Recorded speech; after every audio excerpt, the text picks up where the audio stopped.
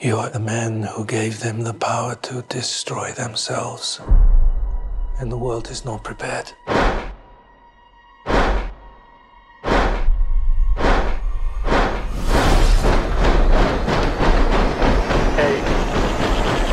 7, 6, 5, 4, 3. Truman needs to know what's next. 2, What's next? 1.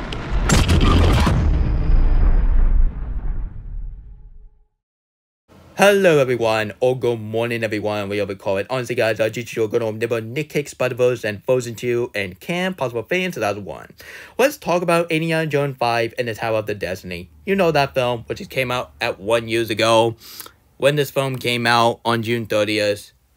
And that's why I did this video early, because I'm having a surgery on Friday. So that's why I decided to do this early instead of waiting. Let's get back to what I'm talking about. You know this film, which came out 1 year ago. Which is the one film that Kathleen Kennedy have a hand on, and this film was ruined. Yeah, this film was a major box office bomb. Disney was trying their hard best to save this movie, the same way they was trying to save Star Wars Han Solo. I'm not gonna call it the actual title. The actual title was some stupid, honestly. Like, so the Star Wars story, it's kind of remind me that you go to the elementary school and you read them the book and you call it we're gonna read a book. It's called A Star Wars Story. Oh my god, that sounds stupid. Kathleen Kennedy, do not name it to Obi-Wan Kenobi Star Wars Story. Oh my god, that's stupid. But thank goodness they did not do that for Obi-Wan Kenobi series. They call it Obi-Wan Kenobi. So yeah. Honestly guys, this film was a major box office bomb. Disney was trying their hard best, including Bob Iger. Bob Iger was trying his hard best to save this movie, which then they give a coupon on at Applebee's to get a free ticket to go see Indiana Jones and the Tower of the Destiny. Nah, no thank you. No thank you. I won't see this film because this film is from the same girl that she ruined Rise of Skywalker. So do you honestly think that you're going to be excited about this film? Like, come on, it's from Lucasfilm. What do you expect? But it's not because of Kathleen Kennedy, because I don't understand why Kathleen Kennedy just have her greedy hand on this franchise. Yeah, you better leave that alone. You better not ruin a one film that is coming out in 2026, and you better hope that film will definitely say Lucasfilm, because nowadays Lucasfilm are a bunch of wankerhead, because they keep hiring some people who don't even know about the source material.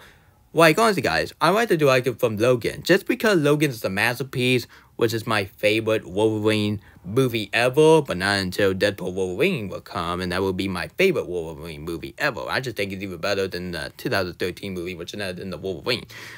Which I do like that film, but it was kind of mediocre, but that's the best.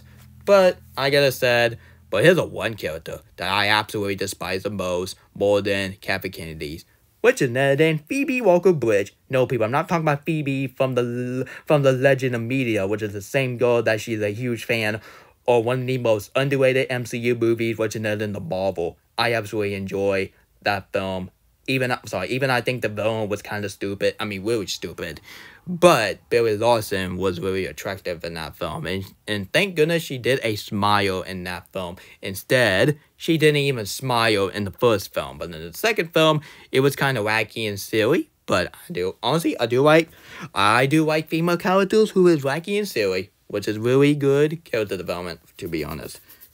Not just kidding, it was not. Anyway, but here's one character. And here's one actress that I was originally a huge defender.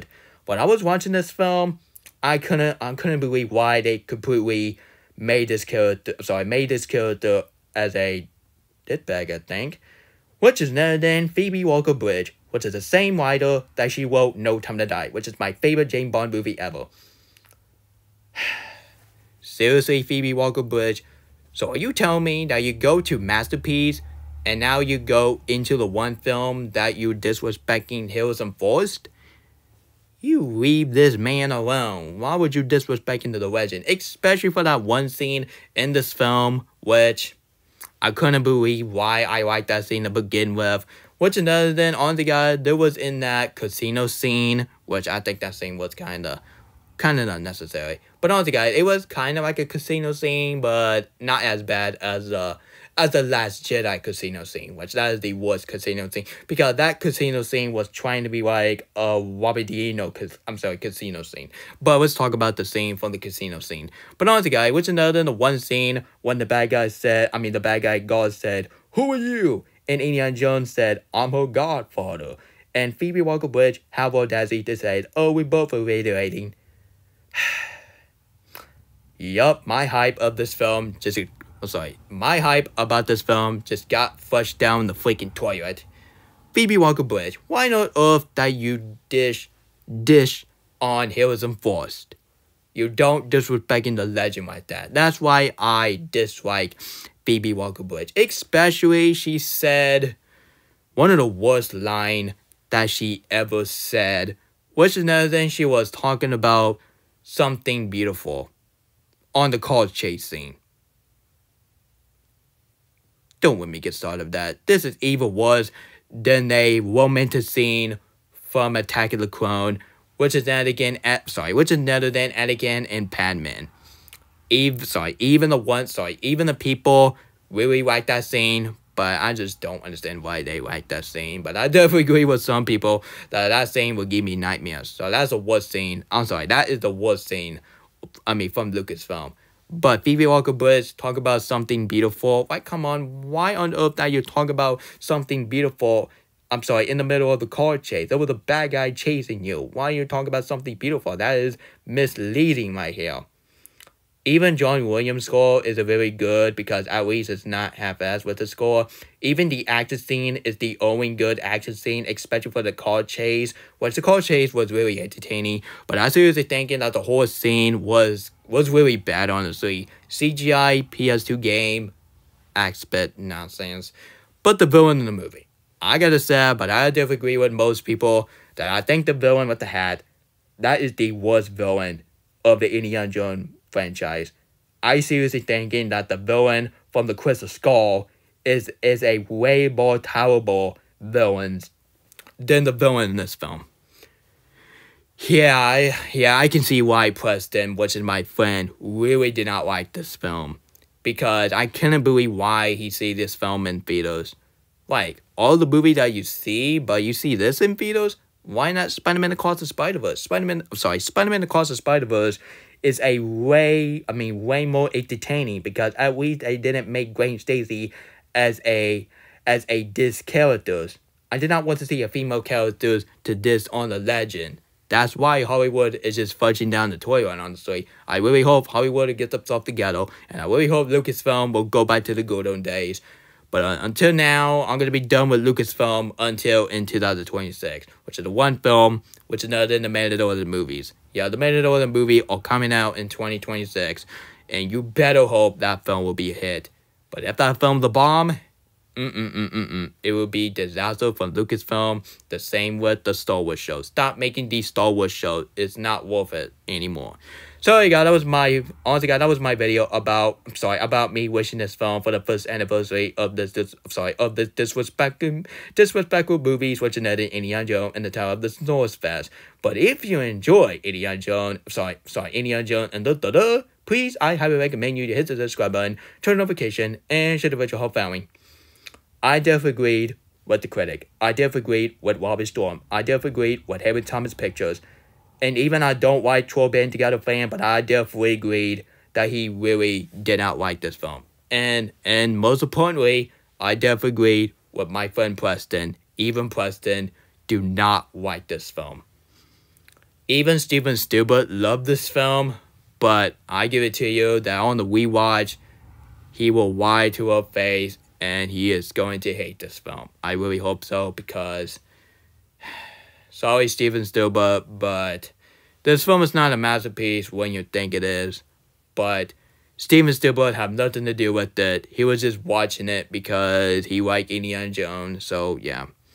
Yeah, Steven Spielberg have nothing to do with it. George Lucas have nothing to do with it. This is all Kathleen Kennedy and Phoebe Waller-Bridge movie right here. this film did not feel like an Indiana Jones movie. This film felt like a new Indiana Jones movie that's set up to be as a female characters. And there was a news and there was a rumor that Kathleen Kennedy said that Phoebe Waller-Bridge will be a new replacement as an Indiana Jones. Nah, no thank you. I would see Harry Steinfeld as a new Indiana Jones. I would see Anya Taylor-Joy as a new Indiana Jones. And the fact is, I would see my favorite actress in Hollywood, which is none other than Florence Pugh, as a new Indiana Jones. Because now nobody wants to see the second worst actress in the freaking Hollywood as a new Indiana Jones. Yeah, if you make a female Indiana Jones, honestly, if you make an Indiana Jones without Harrison Ford, there will be no Indiana Jones movie. Because if you have Harry Steinfeld as a new Indiana Jones, even you have Florence Pugh, or even Anya Taylor-Joy, man, she's beautiful, as a new Indiana Jones, I would definitely see it. But if you said Phoebe Waller-Bridge will be a new Indiana Jones, I do not care how attractive she is. Just because she is so attractive, that doesn't mean she is a great character. And yes, I do admit, she's attractive. But look at her inside. Her inside is not attractive. Making a female character that diss on a white man, that's not attractive. That's not hot. That's not pretty. Freaking dickbag. So hey guys, that was my video about me wishing this film for the first anniversary of Indiana Jones 5. So tell me about your opinion on tell me about your opinion about this film. Think it's good, think it's bad, think it's mediocre, think it's best, think it's the worst. Comment below and let me know. And I get to tell you now. But I seriously thinking that Spider-Man Across the Spider-Verse and Elemental is a lot better than Indiana Jones and the Tower of the Snowfest. Sorry guys, subscribe, comment, should have you found me. But honestly, if you don't enjoy my video, you're gonna get whooped by Indiana Jones.